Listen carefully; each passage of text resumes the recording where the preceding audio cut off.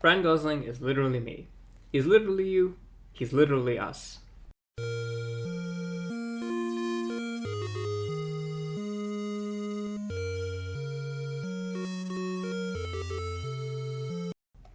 With the success of the Barbie movie, I think that Ryan Gosling is back in the spotlight with his fantastic performance as Ken.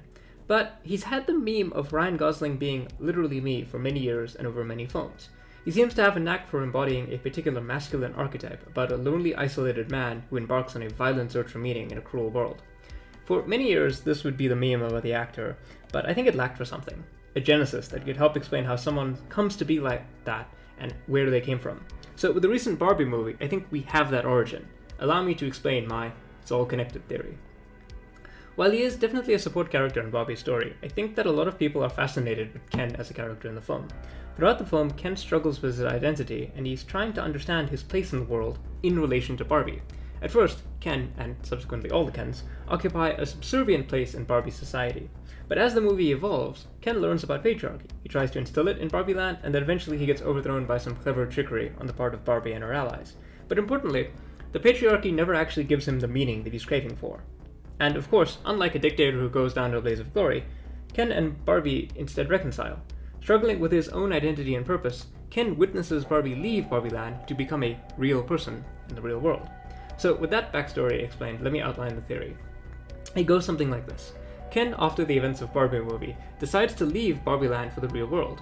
Disillusioned with the world that he's living in and searching for meaning, Ken tries his best to integrate into the real world, and he takes up work in Hollywood as a stunt driver. He gives up his name, he doesn't want to be identified, he simply goes by the driver.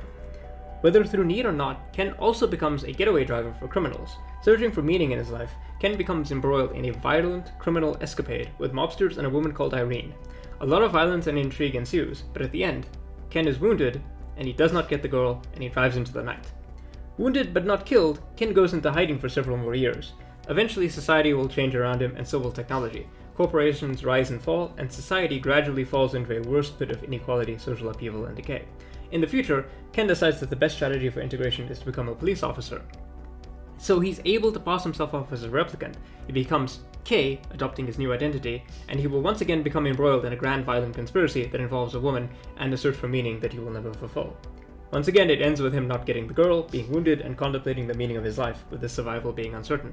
The cycle beginning anew. Basically what I'm saying is that Barbie, Drive, and Blade Runner 2049 are an unofficial trilogy. Barbie is the origin point of Ken, who leaves the society after having the meaning of his life fundamentally changed in relation to a woman.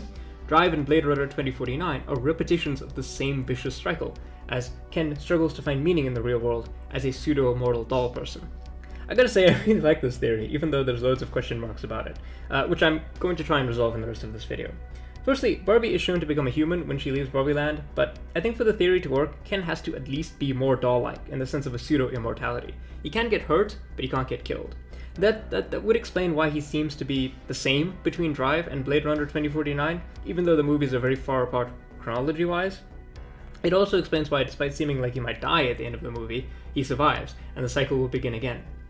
I think that's maybe the main stumbling block of the theory, but I do think there's a possible explanation. Barbie is shown to become more human-like when she leaves Barbie Land, including gaining anatomy that most normal humans will have, and that most non-human Barbie dolls don't have. But what if when Ken leaves Barbie Land, he doesn't necessarily find his humanity? What if the process of leaving Barbie Land for the reasons of wanting to be human are what make Barbie human? Barbie left Barbie Land for positive reasons, but if Ken leaves Barbie Land for negative reasons, maybe he doesn't fully embrace his humanity, or he doesn't fully become human in that sense. So he becomes a sort of pseudo-immortal Ken doll, with attributes of a human and of a doll.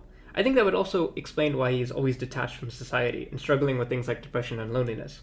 When Barbie left Barbie Land, she became more actualized as a person, with all of its flaws and all of its potentials. Ken did not yet have that actualization. So yes, these movies don't share a story, but they have a core actor, and they echo core themes about the nature of masculinity, loneliness, and so on. And I like to think there's something curious about the idea of an immortal Ken caught in a cycle of violence and a search for meaning. Thinking about the Kennyverse, as I call it, that I've strung together, I think it's interesting to think about these movies as man's search for meaning and how the world keeps rebuffing his attempts. The hypothetical Ken in these movies is grasping for something. At first, it seems like a woman will be that meaning, but it never actually works out, does it? By the end, our hypothetical Ken finds that only by giving himself up for a higher purpose can he find even any semblance of meaning, although it's always depicted as something difficult and unglamorous and really kind of unfulfilling. In Blade Runner 2049, Ken connects Deckard with his hybrid human replicant daughter, and he sits in the snow outside, potentially being mortally wounded. This is a huge subversion from his expectation earlier in the film of being a sort of replicant chosen one. Thematically, a very similar ending to Drive. I do think it's a social commentary that will probably land more with men than women. As a man myself, and I won't lie and say that I haven't at times, felt the kind of loneliness that someone like the driver or Kay or even Ken has dealt with. I would say that my solution, my way out of the tunnel, has been to try and build things. Not literal things like a building, but social spaces for my hobbies. It's not something that everyone can necessarily do, but in the act of trying to carve out a social space for myself, I've met people who have made me feel less alone, and I feel like that has added more purpose in the world. I think that's the one thing our Ken really hasn't tried, to build his own space, for himself, and then to share that space with others.